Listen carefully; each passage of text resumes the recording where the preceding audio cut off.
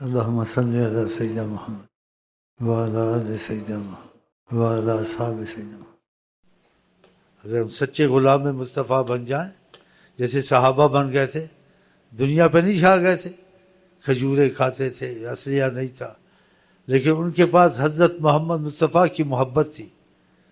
چین و عرب ہمارا، ہندوستان ہمارا، سارا جہاں ہمارا۔ مذاکرات 50 سال ہوتے رہتے ہیں۔ انہوں نے ایک نشست میں مذاکرات کیا، حضرت عمر کا چہرہ دیکھا ہی ان کا پیشاب نکل گیا یہودیوں کا۔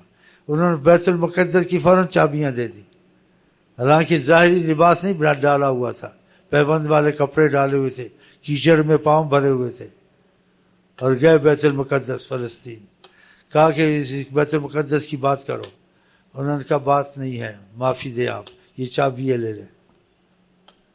اللہ نے ایمان کی شرط لگائی ہے اور وعدہ کیا ہے، خدا وعدہ خلافی کر سکتا ہے؟ وَأَنْتُمُ الْأَعْلَوْنَ إِن كُنتُم مُؤْمِنِينَ، تم بلند رہو گے اگر تم ایمان والے بن جاؤ۔ وَكَانَ حَقًّا عَلَيْنَا نَصْرُ الْمُؤْمِنِينَ، وعدہ اپنے ذمے لیا خدا نے، ہم پر حق ہے، ہم لازم کرتے ہیں اپنے پر، ایمان والوں کو فتح دیں گے۔